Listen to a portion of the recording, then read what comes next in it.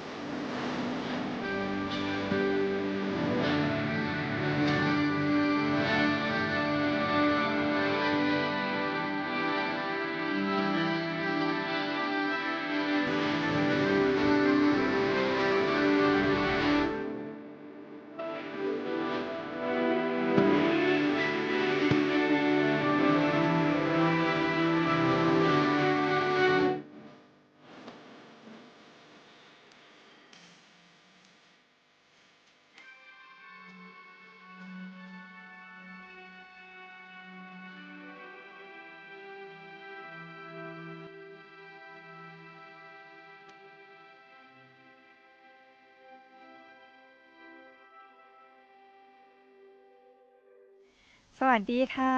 สวัสดีคุณผู้ฟังคุณผู้ชมทุกท่านนะคะต้อนรับสู่รายการรอบรู้แรงงานค่ะเช่นเคยเป็นประจำทุกบ่ายวันพุธนะคะบ่ายโมงตรงจนถึงบ่าย2โมงเราจะมารอบรู้เรื่องของแรงงานกันนะคะผ่านทางสวทเชียงราย FM 95.75 เมกะเฮิรตซ์แล้วก็เพจ Facebook สวทเชียงรายกรมประชาสัมพันธ์ค่ะแน่นอนว่าหน่วยงานในสังกัดกระทรวงแรงงานในพื้นที่จังหวัดเชียงรายของเรามีหลายหน่วยงานมากๆเลยวันนี้มีโอกาสต้อนรับอีกหนึ่งหน่วยงานนะคะก็คือสถาบันพัฒนาฝีมือแรงงานนานาชาติอำเภอเชียงแสนจังหวัดเชียงรายวันนี้ได้รับเกียรติจากคุณสมรวมนะคะมงคลแก้วนักวิชาการพัฒนาฝีมือแรงงานชำนาญการพิเศษสวัสดีค่ะสวัสดีครับสอบถามค่ะเดินเชิญเลยค่ะสวัสดีครับทางผู้รับฟังทางบ้านด้วยครับค่ะวันนี้สอบถามว่าพี่สมรวมมาจากเชียงแสนเลย ใช่ ไหม ครับ คะเพราะว่า ถูกต้องครับ หน่วยงานนี้ตั้งอยู่ที่ ตั้งอยู่ที่เลขที่222หมู่ ค่ะ 2ตำบลเวียงอำเภอเชียงแสนครับ อ๋อ อยู่ตรงข้ามกับเทศบาลตำบลเวียงอะครับใกล้ๆกับพระธาตุจอมดิติครับผม อ๋อก็อยู่ตรงนั้นเลยไม่ได้ออกไปนอกเมืองเชียงแสนเท่าไหร่ใช่ไหมคะ ใช่ครับไม่ได้อยู่นอกเมือง ใช่ จากอำเภอเชียงแสนเท่าไหร่ครับ ค่ะแน่นอนวันนี้เราจะมารู้จักอย่างนี้เดี๋ยวนะเรามาทำความรู้จักกับสถาบันพัฒนาฝีมือแรงงานนานาชาติ คือจากชื่อเลยอ่ะก็คือเป็นสถาบันพัฒนาฝีมือแรงงานนานาชาติ แล้วก็โลจิสติกท่องเที่ยวและบริการ อันนี้มีเพิ่มเติมเข้ามาใช่ไหมคะ ใช่ครับใช่ครับเป็นภารกิจที่ทางส่วนกลางก็คือกรมพัฒนาฝีมือแรงงานเนี่ยก็มอบภารกิจเพิ่มเติมมาให้กับสถาบันพัฒนาฝีมือแรงงานนานาชาติครับ อ๋อเหรอคะงั้นด้วยภารกิจของเราต้องทำอะไรบ้างคะในพื้นที่ หรือว่าทั่วประเทศเลย จริงๆแล้วหลักในเรื่องของภารกิจนะครับของสถาบันพัฒนาฝีมือแรงงานนานาชาติเนี่ยมีภารกิจด้วยกันอยู่ 4 ประการนะครับ แต่ถ้าพูดถึงในเรื่องของตัววิสัยทัศน์เนี่ยทางสถาบันพัฒนาฝีมือแรงงานนานาชาติเองเนี่ยนะครับเรามีวิสัยทัศน์ก็คือเราเป็นศูนย์กลางในการพัฒนาฝีมือแรงงาน และศักยภาพแรงงานในอนุภูมิภาคลุ่มแม่น้ำโขงนะครับอันนี้เป็นวิสัยทัศน์ที่ทางสถาบันเรามองเอาไว้นะครับ ส่วนเรื่องของภารกิจเนี่ยจริงๆแล้วมันก็มีหลักๆอยู่4ด้านด้วยกันก็คือด้านที่1ก็คือเรื่องของการศึกษาวิเคราะห์หาความต้องการในการพัฒนาฝีมือแรงงานทั้งภายในประเทศแล้วก็ในกลุ่มลุ่มอนุภูมิภาคลุ่มน้ำโขงนะครับส่วนภารกิจที่2เนี่ยก็เป็นในเรื่องของการดำเนินการพัฒนาฝีมือแรงงานนะครับให้กับประเทศไทยนะครับให้กับกำลังแรงงานในประเทศแล้วก็กำลังแรงงานนะครับโดยเฉพาะกลุ่มบุคลากรภาครัฐนะครับหรือองค์กรระหว่างประเทศในกลุ่มอนุภูมิภาคลุ่มแม่น้ำโขงหรือ GMS นี้นะครับครับแล้วก็ภารกิจที่3ก็คือเรื่องของการบริหารแผนงานโครงการต่างๆที่ได้รับมอบหมายจาก องค์กรระหว่างประเทศแล้วก็จากส่วนกลางนะครับและภารกิจที่4ก็คือเรื่องของการส่งเสริมการพัฒนาฝีมือแรงงานในภูมิภาคนี้ด้วยครับผมงั้นหมายถึงว่าในภูมิภาคนี้หมายความว่าคนที่จะมาอบรมกับเราได้อย่างเงี้ยค่ะต้องเป็นแค่คนไทยไหมคะหรือว่าเป็นอนุภูมิภาคร่วมกับเราด้วยภารกิจและหน้าที่เนี่ยจริงๆแล้วเราสามารถอบรมหรือว่าพัฒนาทักษะฝีมือแรงงานให้กับกลุ่มประเทศเพื่อนบ้านโดยเฉพาะที่มาจากลุ่มน้ำโขงหรือว่าประเทศ GMS ก็คือประกอบไปด้วยกลุ่มประเทศสปป.ลาวนะครับเมียนมานะครับเวียดนามกัมพูชาแล้วก็ประเทศไทยแล้วก็จีนตอนใต้นะครับหลายประเทศเลยนะคะใช่ครับเพราะว่าในกลุ่ม GMS เนี่ยมันจะมีอยู่6ประเทศครับก็ขึ้นอยู่กับหลักสูตรหรืออะไรก็ตามอีกทีนึงใช่ครับก็ขึ้นอยู่กับหลักสูตรต่างๆแล้วก็ความต้องการของแต่ละประเทศซึ่งเป็นความร่วมมือระหว่างรัฐบาลกับรัฐบาลครับก็ต้องย้อนกลับไปในข้อที่1แหละที่เราจะต้องมีส่วนในการเหมือนกับไปรีเสิร์ชว่าตอนนี้ตลาดของลุ่มน้ำโขงเราต้องการแรงงานอะไรอย่างเงี้ยไหมคะเราก็จะกลับมาพัฒนาฝีมือของเราใช่ครับก็เป็นการเขาเรียกว่าเป็นการให้ความช่วยเหลือกับประเทศเพื่อนบ้านนะครับเพราะว่าประเทศไทยเราคิดว่าประเทศไทยเราเนี่ยเรามีศักยภาพทางด้านเทคโนโลยีแล้วก็ทางด้านอื่นๆเนี่ยนะครับหลายๆประเด็นเนี่ยที่มีประสิทธิภาพและมีศักยภาพดีกว่าก็เลยเป็นการให้ความช่วยเหลือกับประเทศเพื่อนบ้านในทางวิชาการ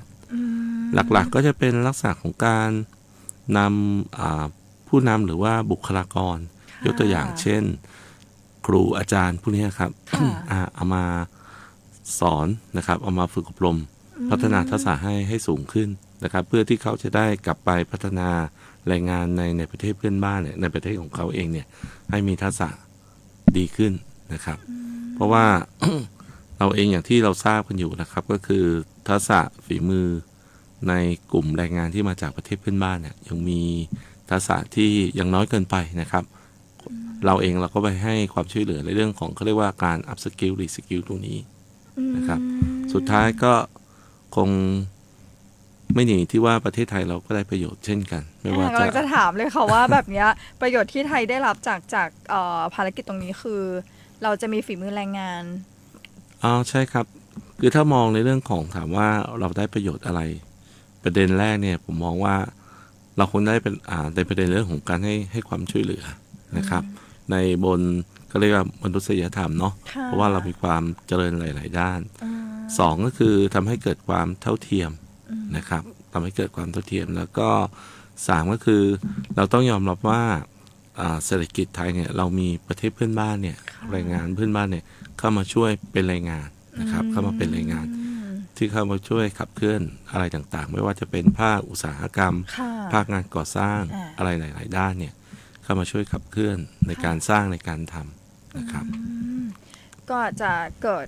กิดผลดีกับเรานั่นแหละใช่ไหม ใช่ครั คะ บ พอเรามี เกิดผลดี แรงงานคุณภาพ ใช่ สิ่งที่เราได้มาก็จะมีคุณภาพตามไปด้ว ถู ย กต้องครับเป็นอย่างนั้นครับผม ใช่ถ้าอย่างนั้นตอนนี้เราพอจะทราบวิสัยทัศน์แล้วก็สิ่งที่สถาบันพัฒนาฝีมือแรงงานนานาชาตินะคะที่ดำเนินการแล้วเดี๋ยวเราไปพักสักครู่หนึ่งนะคุณผู้ชมคุณฟังค่ะช่วงหน้านะคะเดี๋ยวพี่สำรวจจะมาบอกนะเลยว่า ช่วงเนี้ยเขามีอบรมอะไรกัน เพราะว่ามีหลายเขาแบ่งเป็นหลายประเภทมากๆเลยใช่ไหมคะ ครับใช่ครับผม ครับ นั่นแหละสำหรับการที่จะพัฒนาฝีมือแรงงานในหลาย ๆ ด้านนะคะ เดี๋ยวไปพักฟังเพลงกันก่อนสำหรับท่านไหนที่อยากจะสอบถามข้อมูลเพิ่มเติมเกี่ยวกับสถาบันพัฒนาฝีมือแรงงานก็โทรเข้ามาได้นะคะ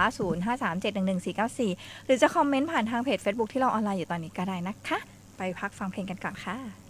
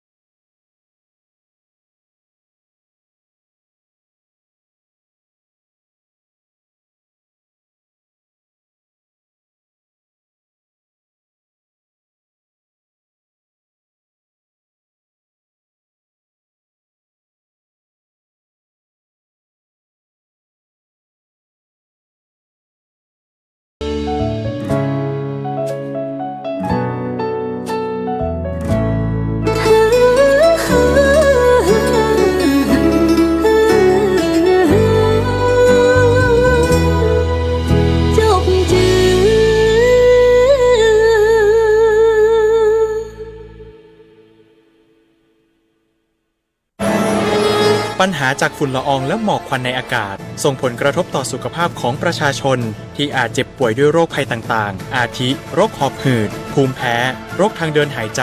ตาอักเสบโรคผิวหนังอักเสบเรามารวมพลังแก้ไขปัญหาและเยียวยาผู้ประสบภัยจากวิกฤตหมอกควันด้วยพลังจิตอาสา No Burn หยุดเผาเพื่อลมหายใจด้วยความปรารถนาดีจากจังหวัดเชียงรายใกล้แล้วนะคะห้ามเผาโดยเด็ดขาดเริ่ม 14 กุมภาพันธ์นี้ค่ะแต่วันนี้เนี่ยเรามาติดตามเรื่องของสถาบันพัฒนาฝีมือแรงงานกันก่อนยังอยู่กับคุณสำรวมมงคลแก้วนะคะ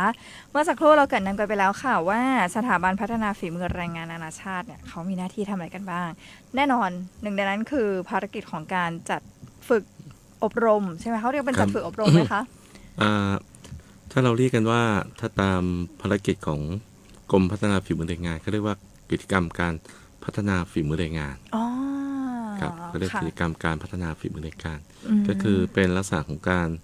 ถ้าเราเรียกกันแบบภาษาเทรนหน่อยก็เป็นการอัพสกิลหรือรีสกิลประมาณนั้นครับมีทั้งอัพมีทั้งรีใช่ไหมคะใช่ครับมีทั้งอัพมีทั้งรีเขามีแบ่งประเภทไหมคะแบบบริการขนส่งหรืออะไรนะก่อสร้างอะไรอย่างเงี้ยป่ะอ๋อครับจริงๆแล้วเนี่ยถ้าจะระบุไปในรายละเอียดรายหลักสูตรเนี่ยค่อนข้างเยอะครับเดี๋ยวผมขออนุญาตแนะนำออกเป็นเรียกว่าแยกออกเป็นรายอุตสาหกรรมน่าจะดีกว่าเนาะครับอย่างของทางสถาบันพัฒนาฝีมือแรงงานนานาชาติเนี่ยเราก็พยายามเชิญชวนนะครับประชาชนทั่วไปแล้วก็แรงงานในสถานประกอบการผ่านไปยังท่านเจ้าของกิจการนะครับให้ทางสถานประกอบการหรือบุคคลทั่วไปเนี่ยเห็นความสำคัญกับการพัฒนาฝีมือแรงงานมันก็จะมีอุตสาหกรรมที่ทางสถาบันพัฒนาฝีมือแรงงานนานาชาติเรามุ่งเน้นอยู่เนี่ยมีอยู่ประมาณ5ด้านด้วยกันหลักๆนะครับด้านแรกเนี่ยก็เรียกว่าอุตสาหกรรมทางด้านอุตสาหกรรมโลจิสติกส์นะครับอุตสาหกรรมที่2คือเราเรียกว่าอุตสาหกรรมด้านการบริการนะครับ3ก็คืออุตสาหกรรมทางด้านเทคโนโลยีดิจิตอลครับ4ก็คือเป็นเกี่ยวกับอุตสาหกรรมเกษตรทางด้านอุตสาหกรรมเกษตรนะครับแล้วก็5เกี่ยวกับเรื่องของทางด้านอุตสาหกรรมทางด้านการบริหารงานนะครับเหมือนกับครอบคลุมเหมือนกันนะคะครับผมแล้วอย่างโลจิสติกนี่มีแยกย่อยโลจิสติกก็คือขนส่งเนาะจริงๆแล้วคำว่าโลจิสติกเนี่ยมันมีมากกว่าคำว่าขนส่งอีกใช่ครับอย่างในอุตสาหกรรมโลจิสติกเนี่ยมันจะมีทั้งในเรื่องของภาคขนส่งทั้งการขนส่งทางถนนการขนส่งทางรางนะครับมีการขนส่งทางอากาศเนาะแล้วก็นอกจากการขนส่งมันจะมีในเรื่องของด้าน warehouse หรือเราเรียกว่าคลังสินค้านะครับรวมไปถึงเรื่องของการ management ด้วยการบริหารจัดการต่างๆนั้นในอุตสาหกรรมโลจิสติกเนี่ยมันจะมีกิจกรรมย่อยๆลงไปอีกหลากหลายกิจกรรมนะครับจะยกตัวอย่างได้ไหมคะได้ครับก็อย่างเช่นในกิจกรรมของโลจิสติกเนี่ยมันจะแบ่งออกเป็น13กิจกรรมหลักๆก็คือหนึ่งในนั้นเนี่ยก็จะมีด้านขนส่งนะครับ2ก็คือเรื่องของคลังสินค้ากับศูนย์กระจายสินค้านะครับด้านที่3ก็คือเรื่องของเขาเรียกว่าบริหารสินค้าคงคลังนะครับด้านที่4เรื่องของ customer service เกี่ยวกับเรื่องของการให้บริการการดูแลลูกค้านะครับแล้วก็อยู่ในกลุ่มโลจิสเหมือนกันใช่ครับอยู่ในกลุ่มโลจิสแล้วก็เกี่ยวกับเรื่องของกลุ่มพิธีการนำเข้าใช่ครับศุลกากรการนำเข้าและส่งออกสินค้านะครับถ้าอย่างนี้อันนี้ถามไหมอย่างตอนนี้เขามีขายออนไลน์กันเยอะเราเรียกว่าเป็นพวกอีคอมเมิร์ซก็อยู่ในกลุ่มนี้ไหมคะเรื่องของอีคอมเมิร์ซเนี่ยมันจะอยู่ในกลุ่มของเทคโนโลยีโลจิสติกนะครับเพราะปัจจุบันเทคโนโลยีโลจิสติกตัวเนี้ยก็มีหลายอย่างลักษณะของอีคอมเมิร์ซมันก็คาบเกี่ยวกันด้วยแล้วก็ถ้าเป็นอีคอมเมิร์ซที่มีการนำสินค้าจากไทยส่งออกหรือเอาสินค้าจากต่างประเทศเข้ามาในประเทศไทยหรือเรียกกันว่า import เนี่ยมันก็คาบเกี่ยวกับในเรื่องของพิธีการนำเข้าส่งออกเหมือนกันนะครับดังนั้นอีคอมเมิร์ซเนี่ยมันจะอยู่ในลักษณะหลายๆกิจกรรมเหมือนกันขึ้นอยู่ที่ ตัวสินค้าแล้วก็รูปแบบของตัว ก็ต้องแยกย่อยเข้าไปอีก ใช่ครับผม แต่ทั้งหมดเนี้ยอันเนี้ยก็คือในด้านของ ด้านอุตสาหกร พาร ร ท ม ของอุตสาหกรรมโลจิสติก logistics ก่อน ใช่ครับ ใช่ไหม ใช่ คะแล้วก็อีกต่อไปก็คือเป็น อุตสาหกรรมภาคบริการ ถ้าภาคบริการเนี่ยเรารวมไม่ว่าจะเป็นเรื่องของการท่องเที่ยวนะครับเรื่องของการท่องเที่ยว ไกด์อย่างเงี้ยเหรอคะหรือว่า ใช่ครับเรื่องของการท่องเที่ยวไม่ว่าจะเป็นเรื่องของไกด์มัคคุเทศก์นะครับ ค่ะ เรื่องของการให้บริการการจัดนำเที่ยวนะครับเรื่องของภาษานะครับการสื่อสารภาษา ถ้ากลุ่มเนี้ยกลุ่มผู้จะฝึกพัฒนาฝีมือกับเราก็จะเป็นกลุ่มที่เขาเป็นบริษัทท่องเที่ยวโรงแรมอะไรอย่างงี้ไหมคะ ใช่ครับก็จะมีกลุ่มพวกโรงแรม มีกลุ่มพวกบริษัทที่นำเที่ยวอะไรพวกนี้ครับ อย่างบ้านเราตอนนี้ก็จะเป็นเที่ยววิถีชุมชนโฮมสเตย์ ใช่ครับ อ๋อ เป็นกลุ่มพวกนี้ครับก็เราเรียกว่าเป็นกลุ่มท่องเที่ยวชุมชนนะครับ ค่ะ ทางสถาบันก็เคยเข้าไปให้ความช่วยเหลือไปรีสกิลอัพส กำลัง กิล จะ ให้ ถา กั ม บ เลยว่าถ้าสมมติว่าแบบอย่างตอนเนี้ยก็คือบ้านเราอ่ะมีแบบเที่ยววิถีชุมชนค่อนข้างเยอะอะไรอย่างเงี้ย ใช่ครั เนาะ บ แล้วแบบบางท่านอาจจะยังแบบเขาเรียกว่าอะไรอ่ะทำด้วยกันเริ่มด้วยกันเองในหมู่บ้าน แต่อาจจะแบบว่าไม่ค่อยกล้าว่าแบบเฮ้ยเราไม่ชำนาญเรื่องแบบต้องให้บริการยังไงจัดแพ็กเกจอะไรยังไงที่สถาบันก็คือตอบโจทย์ใช่ไหมคะ ก็เรามีวิทยากรที่เป็นผู้เชี่ยวชาญนะครับ เข้าไปช่วยเขาเรียกว่าการจัดการหรือการบริหารจัดการท่องเที่ยวชุมชน อ๋อ มันมีหลักสูตรเหล่านี้อยู่ อ๋อ รวมไปถึงเรื่องของการสร้างผลิตภัณฑ์ ค่ะ นะครับการสร้างผลิตภัณฑ์ต่างๆ เพื่อออกมาเป็นสินค้าของที่ลึกอะไรอย่างเงี้ยเราก็มี อ๋อ หลักสูตรเหล่านี้อยู่ อ๋อ ครับ โอ้โห อย่างนี้ก็คือติดต่อสถาบันพัฒนาฝีมือแรงงานก็ได้เลยนะ ครับ สามารถ ครับ ทำหมู่บ้านให้เป็นวิถีชุมชนท่องเที่ยวได้แบบเขาเรียกว่าอะไร มีการบริหารจัดการที่ครอบคลุมอย่างนี้ ครับ เนาะแล้วก็อยู่ในจังหวัดเชียงรายบ้านเราด้วย ก็นอกจากจะเป็นเรื่องของท่องเที่ยวลักษณะนี้แล้วเนี่ยเรื่องของธุรกิจอย่างเช่น ธุรกิจการประกอบธุรกิจทางด้านร้านกาแฟเนี่ยเราก็มีบริการในการอบรมเรื่องของการประกอบธุรกิจ ร้านกาแฟ และรวมไปถึงในเรื่องของการจะทำงานในตำแหน่งบาริสต้า ค่ะ เราก็มีหลักสูตรบาริสต้าอยู่ ค่ะ การชงกาแฟในสูตรต่างๆ ไม่ว่าจะเป็นคาปูชิโน่อะไรพวกเนี้ยรวมถึง ค่ะ การทำศิลปะเป็นฟองนมหรือเรียกว่าลาเต้อาร์ตอะไรพวกเนี้ย อ๋อ เราก็มีอบรมลักษณะนี้ด้วย ค่ะ แล้วก็ถ่ายทอดให้กับเขาเรียกว่ากลุ่มผู้ประกอบการรายย่อยหรือว่าเขาเรียกกันว่าผู้ประกอบการอิสระครับที่มีความสนใจที่อยากจะยกระดับหรือพัฒนาฝีมือขึ้นมาเนี่ยเราก็ให้ความช่วยเหลือเหล่านี้อยู่ ให้การอบรมกับกลุ่มผู้ประกอบการรายย่อยด้วยเหมือนกันครับ ไม่จำเป็นว่าท่านต้องมีสังกัดบริษัทหรือร้าน ใช่ไม่จำเป็นครับ เป็นผู้ประกอบการรายย่อยก็ได้ครับ ที่เป็นเขาเรียกว่าเป็นผู้ประกอบการอิสระ เพราะเมื่อสักครู่เห็นบอกว่ามีลาเต้อาร์ตแล้วเดี๋ยวในบ้านเราอ่ะจะมีแบบรถขายกาแฟใช่ไหมคะ อันนั้น ใช่ ก็คือโจทย์นี้ใช่ไหม ใช่ครับ อืม ก็ได้รับความนิยมพอสมควรนะครับสำหรับผู้ประกอบการอิสระที่เข้าไปอบรมเกี่ยวกับทางด้านการชงกาแฟพวกลาเต้อาร์ตหรือว่าการประกอบธุรกิจร้านกาแฟอะไรพวกเนี้ยเพราะนอกจากนั้นเนี่ยเราก็มีคอร์สอื่นๆที่เข้ามาเสริมเขาเรียกว่ามาเสริมความหลากหลายให้กับร้านกาแฟยกตัวอย่างเช่น การสร้างของเบเกอรี่สำหรับร้านกาแฟพวกนี้เราก็มีสอนให้ด้วย โอ้โห คือ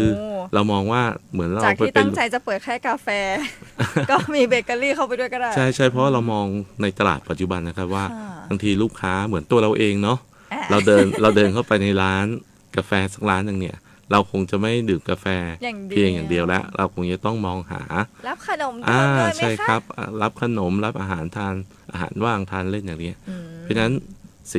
สินค้าเหล่านี้มันจึงเป็นที่น่าสนใจของลูกค้า เราก็เลยมองว่าการที่ผู้ประกอบการขนาด SME พวกนี้หรือว่า ใช่ ผู้ประกอบการอิสระเนี่ย ค่ะ น่าจะมาพัฒนาเรื่องเหล่านี้เข้าไป เราก็มีการสอนพวกการทำเบเกอรี่พวกนี้ด้วย อ๋อ นะครับ ก็อยู่ในพาร์ทนี้เหมือนกัน อยู่ในพาร์ทนี้ แล้ว เหมือนกัน แล้วปกติแล้วอะค่ะแต่ละหลักสูตรอะอย่างเฉลี่ยอย่างเงี้ยดีกว่าเนาะว่าเขาจะเรียนกันสักกี่วันหรือว่าเป็นกี่ชั่วโมงอะคะ โดยปกติแล้วเนี่ยหลักสูตรของเราเนี่ยจะยืนพื้นนะครับ เป็นเบสิกเลยเนี่ยจะมีระยะเวลาอยู่ประมาณ 30 ชั่วโมง 30 ชั่วโมง ก็ใช้ระยะเวลาเรียนเนี่ยประมาณ 4-5 วัน อืม นะครับ ก็ได้มาหลักสูตรหนึ่งแล้วเนาะ ใช่ครับ อ๋อ ก็ใช้ระยะเวลาประมาณ 4-5 วัน เพราะว่า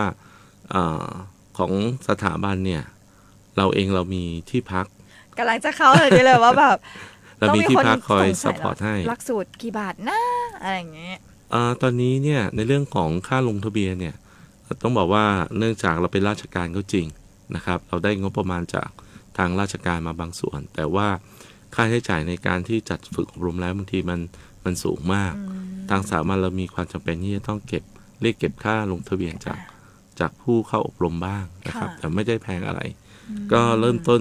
เขาเรียกว่าเป็นค่าลงทะเบียนเริ่มต้นเนาะ ค่ะ จะอยู่ที่ประมาณ500 บาท อืม นะครับแต่500 บาทเนี่ยผมต้องบอกว่าคุ้มเกินคุ้ม เพราะว่า หนึ่งก็คือเรามีที่พักซัพพอร์ตให้ อ่า นะครับ ก็ตั้งแต่คุณเช็คอินเข้าไปเนี่ยสมมติถ้าเรียน5 วันเนี่ยถ้าสมมติว่าเรียนวันจันทร์จนถึงวันศุกร์เนี่ยคุณสามารถเช็คอินเข้าพักได้ตั้งแต่คืนวันอาทิตย์ละ อ๋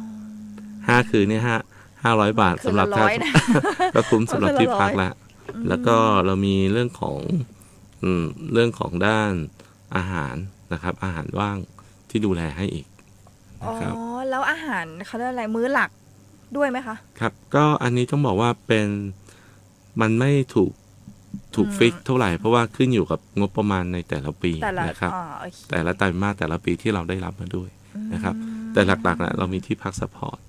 ค่ะ อันนี้แน่นอนอยู่แล้ว แน่นอนอยู่แล้ว ใน ครับ หลักสูตรของการที่ท่านจะเข้าไปพัฒนาฝีมือแรงงาน ใช่ครับ แน่นอนว่าทุกการลงทะเบียนเขาจะมีคือที่เนี่ยเขาเป็นสถาบัน ดังนั้น ครับ เขามีที่พักไว้ ใช่ ให้ ครับ อยู่แล้ว แต่ด้วยปลีกย่อยต่างๆ อาหารว่างอาหารข้าวอาหารกลางวันเนี้ยอาจจะต้องไปดูตามหลักสูตรอีกทีหนึ่ง ใช่ครับใช่ แต่ว่า500นี่คือแค่เริ่มต้นใช่ไหมถูกไหมคะหมายว่า ใช่ครับ หลักสูตรบางทีอาจจะมากกว่านี้ ใช่ครับขึ้นอยู่กับแต่ละหลักสูตร เพราะว่าบางหลักสูตรก็อาจจะต้องใช้อุปกรณ์ ใช่ หรือ ที่มีรา วิ คา ท แพง ยากรที่ ใช่ครับ พิเศษอย่างนี้ ถูก ใช่ไห ครั ม บ คะ ประมาณนั้น อ๋อ เพราะว่าอย่างวัสดุฝึกเนี่ยเราก็ให้ผู้เข้าอบรมเนี่ยได้ลงมือทำกันทุกคนนะครับ ทุกคนได้ลงมือทำกันหมดทุกคน ดังนั้นค่าใช้จ่ายมันจะมีค่าใช้จ่ายที่ค่อนข้างสูงก็คือมีเรื่องของค่าวิทยากรที่เราต้องเชิญ ค่ะ ผู้ที่เชี่ยวชาญเนี่ยมาจริงๆสองก็คือเรื่องของวัสดุอุปกรณ์ที่ใช้ในการอบรม ค่ะ อย่างทางด้านของกาแฟหรืออย่างเช่นการทำประกอบอาหารทุกเนี้ยรายเล็กรายน้อยเนี่ย ก็ มัน ต้องมีแหละเนาะ ใช่ต้องมีค่อนข้าง แป้งไข่อะไร อะไร เนี่ย ใช่ครับ มีราคาเดี๋ยวนี้ปัจจุบันนี้สินค้าในตลาดอย่างที่ทราบมันมีราคาสูงขึ้นด้วยนะครับไม่เหมือนเมื่อก่อน อ๋อเพราะเราไม่ต้องแบกไปเองไงหมายถึงว่า ใช่ครับ เราเอาแต่ตัวของเราเนี่ย ใช่ แหละค่ะ เอาแต่ ไป ตัวแล้วก็เอาใจไปนะ ต้อง ครับ มีใจเนาะ ใช่ต้องมีใจ ถ้าไม่มี ไป ใจเนี่ยก็จะไม่ได้นะหมายถึงว่าอ๋ออย่างงี้ก็คือเหมือนกับบางทีเราไปอัพสกิลรีสกิลก็จะได้สินค้าตัวใหม่อย่างงี้ก็ได้นะคะบางคนอาจจะบอกว่าฉันนะทำเป็นอยู่แล้ว แต่ว่าตรงเนี้ยเขาก็มีทั้งอัพสกิลเพิ่มขึ้นไปอีก อย่างที่พี่สมรมบอกแล้วนะคะน่าไปจังเลยเนาะหนูว่าอันเนี้ยเป็นในพาร์ทของ ด้านอุตสาหกรรม ด้น บริการ บริการเราไปต่อกันได้ไหมคะ มีอีกนะ มีอีกก็ในส่วนของด้านอุตสาหกรรมทางด้านเทคโนโลยีดิจิตอลนะครับพวกด้านดิจิตอลเนี่ย อันนี้คืออะไร ก็อย่างเช่นถ้าเราให้เห็นชัดๆก็คืออย่างเช่นการใช้ซอฟต์แวร์ต่าง ค่ะ ๆไม่ว่าจะเป็น ระบบปฏิบัติการใดๆ ระบบปฏิบัติการแล้วก็อย่างเช่นในปัจจุบันเราเห็นว่าเทคโนโลยี AI เข้ามามีบทบาท ใช่ การสร้างคอนเทนต์ ค่ะ ด้วย AI การสร้างประชาสัมพันธ์ด้วย AI มาเป็นตัวช่วยเนาะ มาเป็นตัวช่วย ตอนนี้เราก็มีคอร์สเหล่านี้แล้วก็ได้รับความนิยมมากขึ้น ห เรื่ นู อย ต้องแพ็คกระเป๋าไปสัก5 วันแล้วล่ะ ๆครับเราก็ได้รับความร่วมมือจากภาคเอกชนที่เขาเป็นบริษัทที่ให้บริการทางด้าน AI อยู่เข้ามาร่วมนะครับแล้วก็มีวิทยากรที่เก่งๆเข้ามา เนี่ยแหละคือค่าใช้จ่ายลงทะเบียนถูกไหม ใช่ครั คะ บใช่ อืม เพราะว่าในปัจจุบันเนี่ย AI เข้ามีบทบาทในทุกวงการเนาะไม่ว่าจะเป็น ใช่ อย่างเช่นการสร้างสื่อการสอนของภาคการศึกษา ค่ะ อย่างเงี้ยนะครับ แต่เราก็ต้องรู้จักใช้เขาก่อน ใช่ ใช่ไหม ต้อง คะ รู้จั เรา ก ถึง วิ จะ ธี เอา การใช้ เขามาใช้งานได้ แม้กระทั่งอย่างเช่นในธุรกิจค้าขายออนไลน์หรือเราเรียกกันว่าอีคอมเมิร์ซเนี่ย ค่ะ เราก็ต้องเลือกใช้ AI เข้ามาช่วยในการสร้างคอนเทนต์ในการสร้างอิมเมจหรือการสร้างภาพอะไรต่าง ใช่ค่ะ ใช่ครั จะ บ ช่วยลดระยะเวลาหรือแบบลดต้นทุนไปเยอะเหมือนกันนะ ๆ ใช่ครับ และรวมไปถึงทางด้านเทคโนโลยีพวกเนี้ยรวมไปถึงเรื่องของพลังงานด้วย อย่างเช่นการที่จะเอา IoT ค่ะ มาสั่งการนะครับเรื่องของโซล่ารูฟ โซ นะครับ ลารูฟท็อปใช่ไหมคะ ใช่แล้วก็เอา IoT เนี่ยเทคโนโลยีเหล่านี้เอามาผนวกใช้กันในการควบคุมหรือสั่งการด้วยนะครับนี่คือเป็นฝั่งในเรื่องของอุตสาหกรรมเทคโนโลยีและดิจิตอลครับ ค่ะ ครับผม ค่ะ มีอีกใช่ไหมคะ ยังไม่หมดนะ ยังไม่หมดครับเทคโนโลยีถัดไปก็คือในเรื่องของอุตสาหกรรมการเกษตร โอ้โห อุตสาหกรรมการเกษตรเนี่ยปัจจุบัน อันนี้น่าจะลูกค้าเยอะไหมคะ คือปัจจุบันเนี่ยทางสถาบันพัฒนาฝีมือแรงงานนานาชาติเนี่ยเรามี MOU นะครับความร่วมมือกับสถาบันวิจัยและพัฒนาพื้นที่สูงนะครับ ค่ะ เพื่อไปพัฒนาสมาชิกนะครับส่วนใหญ่จะเป็นพี่ๆน้องๆเกษตรที่อยู่ตามพื้นที่สูงนะครับแล้วก็เกษตรกรที่อยู่พื้นราบด้วยเหมือนกัน ค่ะ หลักๆเนี่ยเราก็เน้นในเรื่องของการเอาเทคโนโลยีเนี่ยไปประยุกต์ใช้นะครับ เพื่อทุนแรง ใช่เพื่อทุนแรงเราไม่ได้ไปสอนปลูกต้นไม้ ค่ะ เราไม่ได้ไปสอนดูแลต้นไม้ยังไง แต่ แต่ เรา ว่า ไปสอนว่าทำ เรา ยัง ไป ไงดี เราจะทำยังไงดียกตัวอย่างเช่นการบริหารจัดการน้ำใช่ คุณจะต้องมีวิธีในการบริหารจัดการน้ำอย่างไง แทนที่จะต้องจ้างคนมาช่วยลด ใช่ น้ำ แท ผัก นลดการจ้าง เราก็เอาระบบIoT นะครับมาสั่งการผ่านมือถืออะไรอย่างเงี้ยเข้าไปควบคุมในการสั่งจ่ายน้ำในแปลง หรือแม้กระทั่งการเอาระบบโซลาร์เซลล์นะครับ ค่ะ ไปเป็นพลังงานทดแทนในการที่จะต้องใช้ไฟฟ้า บางทีในสวนในนาอาจจะต้องต่อไฟไป ใช่ นะไม่ต้อง ใช่ ก็ใช้โซลาร์เซล นะ ล์ ค ก็ บหลักๆ ได้ จะเป็นการเอาเทคโนโลยีเนี่ยไปใช้ใน ทุนแรง พื้นที่ อืม ในอุตสาหกรรมเกษตรใช่ครับประมาณนี้ ค่ะ แล้วเหลืออีกอันนึงใช่ไหมคะ โดยอีกอันนึงเนี่ยก็เป็นทางด้านเรื่องของอุตสาหกรรมด้านการ management หรือเรียกว่าด้านการบริหารจัดการ หลักๆก็จะมองไปในเรื่องหนึ่งคือเรื่องของภาษาต่างประเทศ ค่ะ อย่างตอนนี้เราก็มีเปิดรับสมัครพวกภาษาเกาหลีภาษาจีน อย่างภาษาเกาหลีที่ได้รับความนิยมก็คือ จะไปตอบโจทย์กับกลุ่มพี่ๆน้องๆชาวเชียงรายนะครับที่สนใจจะไปทำงาน เกาหลี เกาหลี อ๋อ ใช่เราก็สอนเพื่อให้เขาเนี่ยได้มีความรู้เบื้องต้น เพราะเขาจะต้องสอบก่อน ใช่เขาต้องมีการสอบของโครงการของทางกรมการจัดหางาน ค่ะ เขาต้องมาเตรียมตัวก่อน เราก็จะมีการสอนเรื่องเหล่านี้ รวมไปถึงพวกภาษาจีน ค่ะ ซึ่งอย่างที่เราทราบกันอยู่ตอนเนี้ย ธุรกิจตอนนี้เนาะ มีธุรกิจคนจีนเข้ามาทำธุรกิจในเมืองไทยค่อนข้างเยอะ ค่ะ รวมไปถึงเรื่องของการบริหารจัดการ เช่นสำหรับภาคการศึกษา การสอนงานนะครับ บางบริษัทเนี่ยอาจจะมีการไม่เข้าใจวิธีการสอนงานหรือวิธีการเทรนนิ่งในองค์กร อ๋อย กตัวอย่างเช่น มีน้องใหม่เข้ามา รุ่นพี่ที่อยู่ในบริษัทเนี่ยจะสอนงานน้องยังไงให้เป็นงาน เราเรียกว่าเทคนิคการสอนงาน มันจะมีแพทเทิร์นหรือมีวิธีการสอนอยู่เขาเรียกว่าเทคนิคการสอนงาน โอ้โห หรือว่าแม้กระทั่งเองเนี่ยบางคนอาจจะทำงานในเชิงของเอนเตอร์เทนเมนต์อยู่แล้ว ค่ะ ชอบออกอีเวนต์ต่างๆทักษะการเป็นพิธีกรจำเป็นขอ มี โทษ เงินใช่ไหมคะ หลักสูตรพิธีกรมืออาชีพอย่างเงี้ยการจะเป็นพิธีกรมืออาชีพต้องทำยังไงตั้งแต่การวางตัว ใช่ ตั้งแต่การจับไมค์บุคลิกภาพอะไรต่างๆ ใช่ครับ อันนี้อยู่ในอุตสาหกรรมทางด้าน management อ๋อ อยู่ในหัวข้อนี้นะคะ ใช่ครับผม ใครที่บอกว่าเป็นพิธีกรอยู่แล้ว แต่ว่าเราน่าจะทำได้ดีกว่านี้นะ ไปฝึกทักษะเพิ่มเติมที่ไหน ที่นี่สถาบันพัฒนาฝีมือแรงงานเขามีหลักสูตรนี้เหมือนกัน ใช่ครับใช่ แล้วก็อันนี้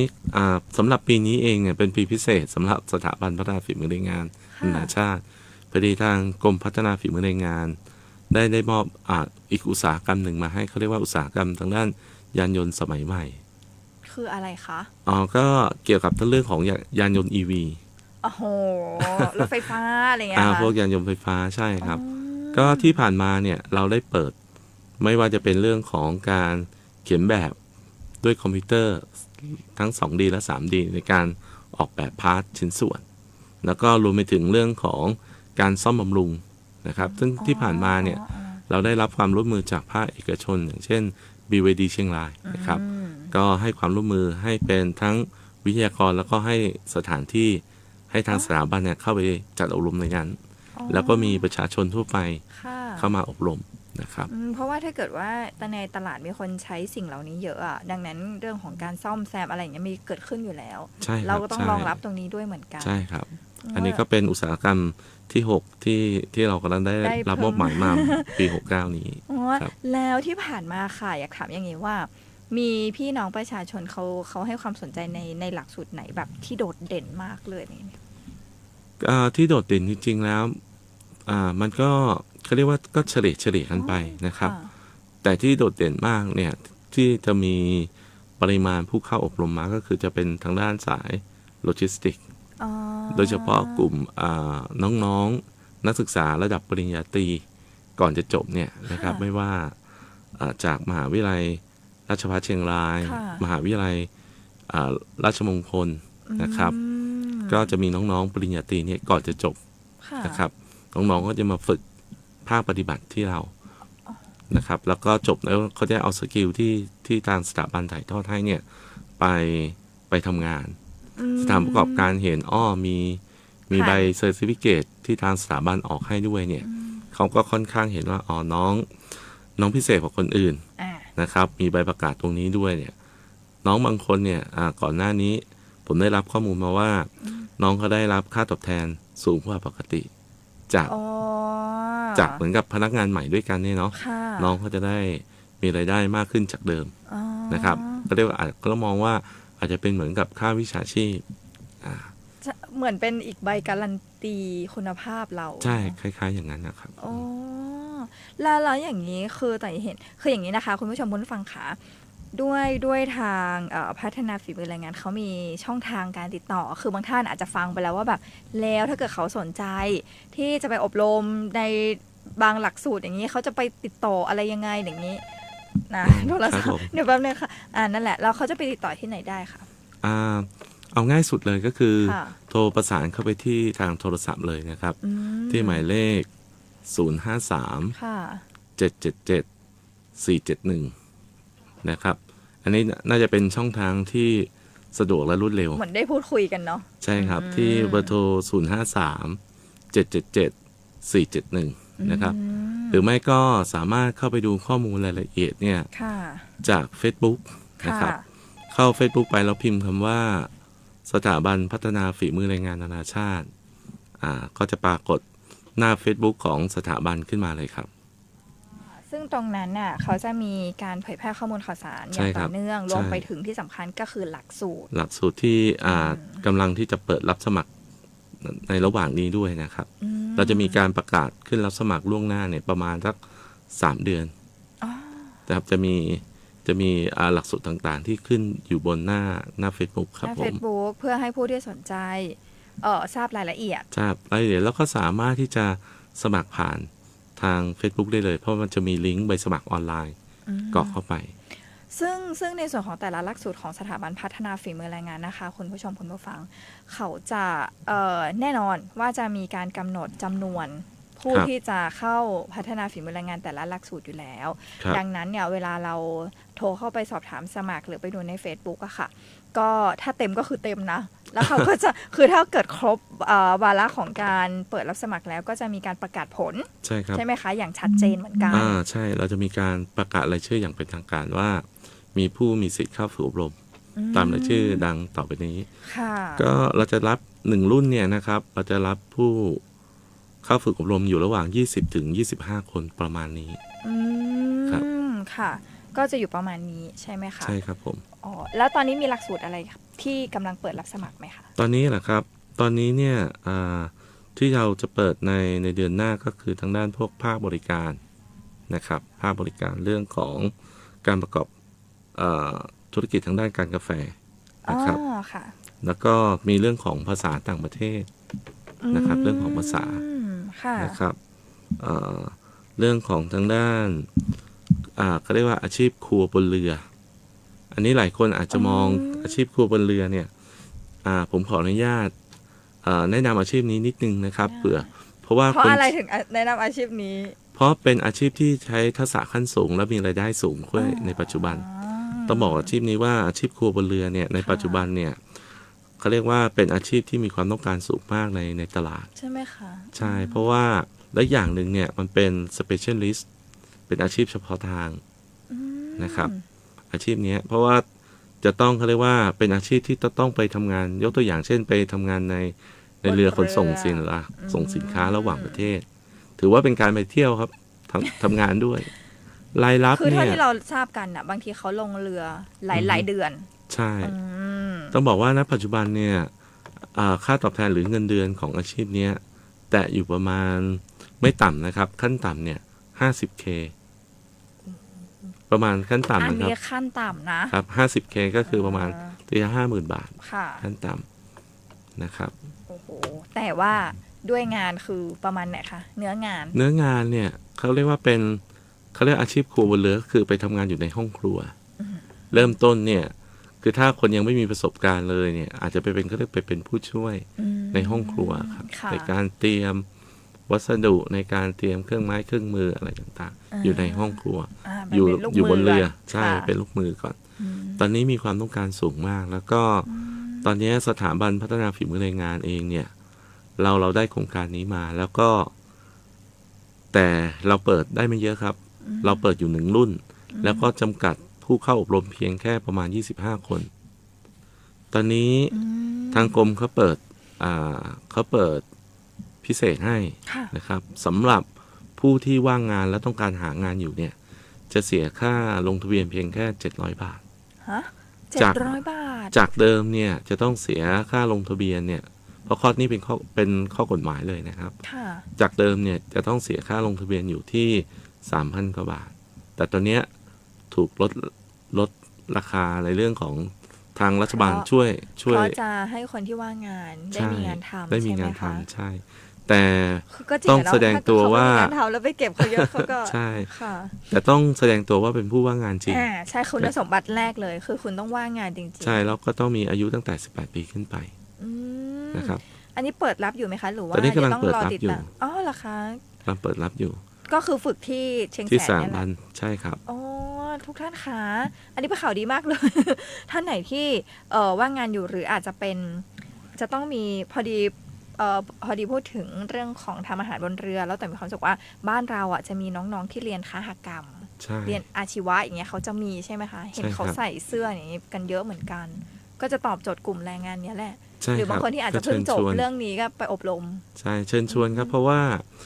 มีเรือจำนวนมากนะครับ ที่เป็นเรือสัญชาติไทย และไม่ใช่สัญชาติไทยเนี่ยต้องการตำแหน่งงานนี้ แต่เพียงแค่ว่าคนไทยเรายังมองว่ามันอาจจะน่ากลัวแต่จริงๆแล้วเนี่ยเป็นอาชีพที่น่าทำเพราะคนไทยที่ไปทำงานลงเรือเนี่ยมีไม่ใช่น้อยครับ มีเยอะมากนะครับ มีเยอะมากแล้วก็ความปลอดภัยผมก็ต้องบอกว่ามีความปลอดภัยในระดับที่ดีมากนะครับ เพราะว่าเราต้องเข้าใจเนาะอะไรที่มีงานที่มีความเสี่ยงเนี่ย มันย่อมจะมีความปลอดภัยคู่ขนานกัน แล้วก็อันไหนที่เงินเดือนสูงเราก็ต้อง ใช่ ว่ากันนะค่าตอบแทนสูง ค่าตอบแทนสูงใช่ ก็ ค ต้อง รับ มีเงื่อนไขหรือข้อจำกัดอะไรบางอย่าง ที่เราก็ต้อง ถูก ยอมรับตรงนั้นให้ได้เหมือนกัน ใช่ไหมคะ ใช่ อย่าง ครับ แน่ๆก็คืออาจจะต้องออกจากบ้านไปครั้งละอย่างนี้ดีกว่า าร อบละ ใช่รอบละ 6 เดือนอะไร 6 เดือนถูกครับ เนาะ มันก็เขาเรียกว่าค่าตอบแทนสูง แต่ เพราะ ถ้า ว่าเป็น 6 เงิน แล้วคูณ 50,000นี่ก็กลับมาเป็นแสนอยู่เหมือนกันนะ อันนั้นแค่เขาเรียกว่าเป็นเงินเดือนเริ่มต้นเนาะ เรทเริ่มต้น เรทเริ่มต้น เพราะยังไม่ได้รวมเรื่องของค่าทริปค่า ค่ะ ค่าอะไรต่างๆที่จะได้รับจากเรืออ ค่ะ นะครับ ก็ยังได้อีก ใช่ครับ เพราะว่าเคยมีลูกศิษย์ที่อบรมจากเชียงแสนไปตอนนี้ไปลงเรืออยู่แถวแคริบเบียน ตอนเนี้ย ค่ะ ตอนนี้ได้รับเงินเดือนโน่นนะครับมากกว่า 80,000 ใช่ครับมากกว่า 80,000 ดังนั้นงานด้านเรือตอนเนี้ยมีคน เป็นอีกหนึ่งอาชีพที่ เป็น แนะนำ ใช่เป็นอาชีพแนะนำครับ นี่แหละนะคะท่านไหนที่รับฟังอยู่นะคะ ก็สถาบันพัฒนาฝีมือแรงงานเป็นอีกหนึ่งหน่วยงานนะคะ ที่จะสามารถตอบโจทย์ในเรื่องของบางท่านอาจจะบอกว่าทำยังไงดีอยากได้งานที่มีเงินเดือนค่าตอบแทน ครับ สูงกว่านี้จังเลย แต่ใดๆแล้วค่ะ ก่อนที่เราจะได้ค่าตอบแทนที่สูง เราก็ต้องมีคุณภาพในฝีมือแรงงานของเราที่เหมาะสมกับในส่วนของค่าตอบแทนนั้นด้วยเช่นกัน สถาบันพัฒนาฝีมือแรงงานเป็นอีกหนึ่งหน่วยงานที่จะช่วยเสริมสร้างตรงนี้ได้นะคะ ครับ แล้วก็อย่างที่คุณสมรบอกไปแล้วว่าเขามีหลากหลายสาขามากๆเลย ครับ นะคะ แล้วช่วงนี้ก็เนี่ยแหละอย่างที่บอกไป ชวนกันไปลงเรือ ใช่ครับ เนาะก็เป็นอีกหนึ่งอาชีพนะคะ แต่ก็เห็นคนเขาเรียกอะไรคนรู้จักใกล้ๆตัวก็มีไปลงเรือเหมือนกัน ใช่ครับ ใช่ก็เห็นในเรื่องของค่าตอบแทนหรืออะไรต่างๆนานาก็เป็นอย่างนั้นจริง ใช่ ๆ แต่ก็อย่างที่บอกว่าเราก็อาจจะต้องแลกกัน ใช่ครับ ทุกอย่างต้องมีได้อย่างเสียอย่าง ใช่ ครับ แต่ถึงยังไงก็ตามถึงเราจะไปลงรอบหนึ่ง6 เดือนห่วงพักของเราก็จะเป็นไปตามแรงงาน ตาม กฎหมาย เวลาใช่ครับ แรงงานเหมือนกัน เขาเรียกว่าเป็นไปตามกฎหมาย IMO ของระหว่างประเทศ อ๋อเพราะว่าเรือก็จะมีเรือไทยกับ เรื เรือ อ ต่า ต่าง ง ชา ชา ติ ติด้วย เพราะตอนนี้เขาเรียกว่าเป็นการทำงานระหว่างประเทศเลย อ๋อ เป็นข้อกฎหมายระหว่างประเทศ อืม เดี๋ยวนี้การลงเรือเขาจะมีสัญญา จะไม่ต่อกันแบบยาวเป็นปีแล้วฮะ อืม เขามีช่วงเวลาให้พักของเขาอยู่ ก็จะต้องเขาก็ต้องมองตั้งแต่ความ ได้ คุ้มค่าของต้องบอกว่าความคุ้มค่าของบริษัทของเรือแล้วก็ความคุ้มทุนของลูกจ้างด้วย ความปลอดภัยของลูกจ้างต่างๆ ต้องบอกว่าเดี๋ยวนี้เนี่ยอาชีพผมขออนุญาตเรียกอาชีพคนเรือเนาะ อืม ไม่ว่าจะเป็นคนบนเรือหรือว่าในตำแหน่งอื่นๆ เช่นอย่างเช่นช่างไฟช่างยนต์อะไรพวกเนี้ยที่อยู่บนเรือเนี่ยต้องบอกว่าในปัจจุบันเนี่ยด้วยเทคโนโลยีเนี่ยมันมีอะไรมากมายที่โปรเทคหรือว่าป้องกัน อืม อันตรายที่เกิดขึ้น ค่ะ แล้วด้วยเทคโนโลยีเดี๋ยวนี้การสื่อสารมันไปได้ทุกที่อ่ะ อ่า ไม่เหมือนสมัยผ คือ ม อยู่บนเรือก็สามารถคอหากันได้ ใช่ นะคะ ผ่านระบบดาวเทียม อื ผมเพราะสมัยหนึ่งเนี่ยผมเคยลงเรือมาก่อน อ๋อ ก่อนที่จะเข้ามารับราชการ ค่ะ ก็ได้มีประสบการณ์ ตอนนั้นเทคโนโลยีมันยังไม่เหมือนขนาดนี้ อืม ขึ้นฝั่งทีนึงถึงได้โทร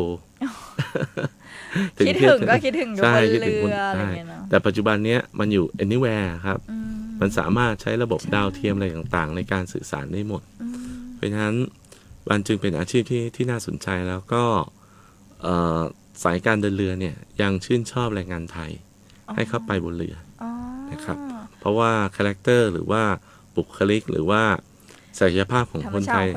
ธรรมชาติของคนไทยเนี่ยยังมีมนต์เสน่ห์เหล่านี้อยู่ น่า ครับ นะคะถ้าอย่างไงแล้วฝากกันไว้นะคะ วันนี้โอ้โหเสียดายมากเลยเดี๋ยวเราต้องมาคุยกันต่อนะคะ ครับ เดี๋ยวจะทางหน่วยงานของกระทรวงแรงงานที่อยู่ในพื้นที่จังหวัดเชียงรายค่ะ ก็จะมีการสลับสับเปลี่ยนหมุนเวียนกันมาเล่าสู่กันฟังนะคะ รวมไปถึงเรื่องของภารกิจต่างๆของหน่วยงานเนาะวันนี้ต้องกราบขอบพระคุณค่ะ ครับยินดีครับ ณ ผม มงคลแก้วเป็นอย่างยิ่งเลย หากท่านไหนนะคะ สนใจเพิ่มเติมก็โทรไปที่เบอร์ 053-777-471 ครับ ค่ะหรือจะเป็นเพจ Facebook ของสถาบันพัฒนาฝีมือแรงงานก็ได้ ใช่ ไหม ครับ คะ ใช่ ได้ ครับ หรือจะไปที่เชียงแสนเลยก็ได้นะ ไปก็ไปเที่ยวชมสถานที่ด้วยก็ได้นะครับ ใช่ ยินดีต้อนรับเสมอครับ ค่ะ วันนี้ลาไปแล้วนะคะ สวัสดีค่ะ สวัสดีครับ สวัสดีครับ